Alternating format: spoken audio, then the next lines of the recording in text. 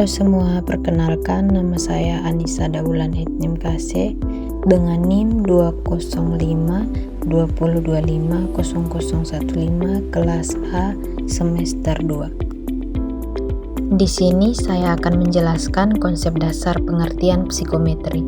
Psikometri adalah cabang ilmu seperti dari psikologi yang berkaitan dengan teori dan teknik pengukuran aspek-aspek psikologis seperti kemampuan, sikap, kepribadian, dan kecerdasan.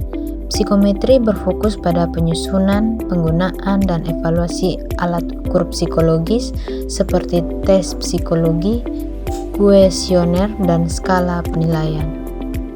Yang kedua adalah latar belakang. Psikometri lahir dari kebutuhan dalam psikologi untuk mengukur fenomena psikologis secara objektif dan kuantitatif. Psikometri mulai berkembang pesat pada abad ke-19, dipelopori oleh tokoh-tokoh seperti Francis Galton atau pengukuran individual difference dan Alfred Binet atau pengukuran kecerdasan. Nah, tujuan utama psikometri adalah membangun alat ukur psikologi yang valid dan reliabel, mengukur perbedaan individual, menyediakan dasar untuk diagnosis dan intervensi, mendukung penelitian ilmiah dan meningkatkan efektivitas seleksi dan evaluasi. Nah, yang berikut adalah prinsip-prinsip psikometri. Yang pertama adalah validitas atau ketepatan. Validitas adalah sejauh mana sebuah alat ukur benar-benar mengukur apa yang hendak diukur. Jika sebuah tes dimaksudkan untuk mengukur kecemasan, maka tes tersebut tidak boleh malah mengukur depresi. Contohnya validitas isi, atau apakah soal-soal yang ada sudah mewakili seluruh materi yang diuji, atau validitas konstruk, yaitu apakah tes tersebut sesuai dengan teori psikologi yang mendasarinya. Prinsip-prinsip psikometri yang kedua yaitu reliabilitas atau keajekan atau konsistensi. Reliabilitas merujuk pada konsistensi hasil pengukuran. Sebuah tes dikatakan reliable jika memberikan hasil yang relatif sama seperti diujikan kembali pada subjek yang sama dalam kondisi yang serupa. Analoginya seperti jika kita menimbang berat badan 3 kali berturut-turut, timbangan yang reliable akan menunjukkan angka yang hampir sama setiap kali. Prinsip-prinsip psikometri yang ketiga yaitu standarisasi. Prinsip ini memastikan bahwa proses pengambilan tes dilakukan dengan cara yang seragam. Ini mencakup prosedur, yaitu instruksi waktu, pengerjaan, dan lingkungan tes harus sama bagi semua peserta. Dan juga norma atau adanya distribusi skor kelompok seperti rata-rata atau persentil sebagai pembanding untuk menafsirkan skor individu.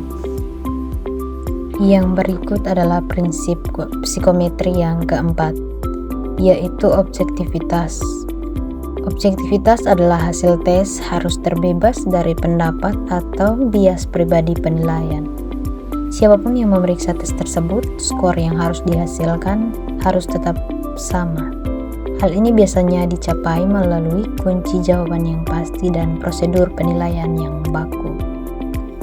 Yang berikut adalah prinsip psikometri yang kelima, yaitu analisis butir atau item analisis. Psikometri juga mengevaluasi kualitas setiap butir soal melalui 2 indikator utama, yaitu yang pertama tingkat kesulitan, rasio orang yang menjawab benar dibandingkan total peserta. Yang kedua adalah daya beda, kemampuan sebuah soal untuk membedakan antara individu yang memiliki kemampuan tinggi dan rendah pada atribut yang diukur. Kita masuk lagi dalam pengertian variabel. Variabel adalah atribut yang dapat diukur dan diubah-ubah nilainya antara individu atau dalam individu itu sendiri dari waktu ke waktu. Dalam penelitian psikologi, variabel digunakan untuk mengamati hubungan, pengaruh, atau perbedaan antara atribut yang berbeda. Variabel biasanya berupa variabel bebas atau independen, faktor yang mempengaruhi, dan variabel terikat atau dependen, faktor yang dipengaruhi. Contoh variabel yaitu tingkat stres, skor kecerdasan, dan tingkat kepercayaan diri.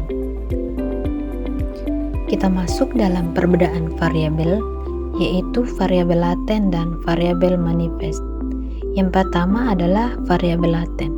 Variabel laten adalah variabel yang tidak dapat diukur atau diamati secara langsung, tetapi hanya dapat diperoleh melalui indikator atau item pengukuran tertentu. Variabel ini umumnya merepresentasikan konstruksi psikologis abstrak seperti kecerdasan, kepribadian, dan motivasi.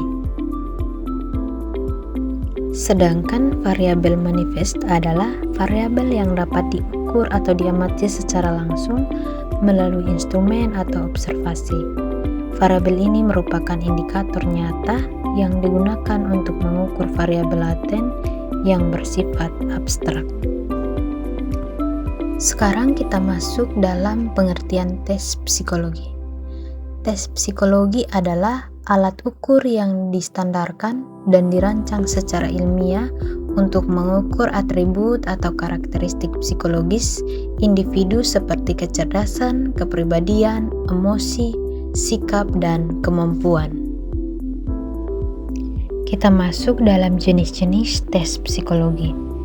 Jenis-jenis tes psikologi yaitu yang pertama, tes intelijensi atau tes IQ, yaitu tes ini digunakan untuk mengukur kecakapan umum atau kemampuan kognitif seseorang, atau fokus utamanya adalah menilai kemampuan dalam pemecahan masalah, penalaran logis, pemahaman verbal, dan daya ingat. Yang kedua yaitu tes kepribadian. Tes kepribadian ini bertujuan untuk mengungkapkan karakteristik psikologis, emosi, dan pola perilaku yang menetap pada individu. Tes ini biasanya terbagi menjadi dua, yaitu objektif dan proyektif. Yang ketiga yaitu tes bakat. Tes bakat ini dirancang untuk memprediksi potensi atau kemampuan seseorang di masa depan pada bidang tertentu. Yang keempat yaitu tes minat. Berbeda dengan tes bakat, tes minat mengukur kecenderungan atau profesi seseorang terhadap jenis aktivitas atau pekerjaan tertentu. Yang kelima yaitu tes prestasi. Tes ini mengukur sejauh mana seseorang telah menguasai materi atau keterampilan tertentu setelah mengikuti proses pembelajaran atau pelatihan. Fokusnya adalah pada hasil belajar yang sudah dicapai atau masa lalu. Yang terakhir atau yang keenam yaitu tes psikologi klinis. Tes psikologi ini dilakukan dalam setting klinis, membantu proses diagnosis gangguan mental, mengevaluasi kondisi psikopatologi, serta menentukan rencana terapi atau intervensi bagi pasien. Yang berikut adalah pengertian tes klasik. Teori tes klasik adalah pendekatan dalam psikometri yang menyatakan bahwa skor yang diperoleh seseorang dari suatu tes terdiri dari dua komponen utama, yaitu X sama dengan T tambah E, di mana X adalah skor yang diperoleh, T adalah skor sejati, E adalah kesalahan pengukuran. Karakteristik tes klasik yaitu karakteristik utama yang pertama itu X sama dengan T tambah E, yaitu skor yang diperoleh X dipengaruhi oleh kesalahan E, dan tujuan si titik adalah meminimalkan E untuk mengetahui T. Yang kedua yaitu ketergantungan sampel. Karakteristik butir soal seperti tingkat kesukaran dan daya beda sangat bergantung pada kelompok sampel yang mengerjakan, bukan pada kemampuan mutlak. Yang ketiga yaitu analisis tingkat tes. fokus ini pada evaluasi tes secara keseluruhan daripada analisis mendalam terhadap butir soal individu. Yang keempat yaitu ukuran sampel kecil. Ukuran sampel kecil ini efektif digunakan dengan jumlah sampel peserta tes yang relatif kecil, minimal 50-100 orang. Yang terakhir yaitu kelemahan utama. Statistik item atau kesukaran atau daya beda tidak bisa dipisahkan dari kemampuan peserta yang mengikutinya. Materi yang berikut yaitu pengertian tes modern. Teori tes modern atau item response theory atau IRT adalah pendekatan pengukuran psikometri yang menekankan hubungan fungsional antara kemampuan peserta tes dan karakteristik butir soal atau indeks kesukaran, daya beda atau tebakan. Materi yang terakhir yaitu karakteristik tes modern. Karakteristik utama tes modern yaitu invarian atau bebas sampel dan soal. Karakteristik item, tingkat kesukaran dan daya beda, tingkat tidak bergantung pada sampel peserta dan estimasi kemampuan peserta tidak bergantung pada set item yang digunakan. Yang kedua yaitu unidimensionalitas atau tes dirancang untuk mengukur satu kemampuan laten saja, misalnya kemampuan matematika. Yang ketiga yaitu independensi lokal.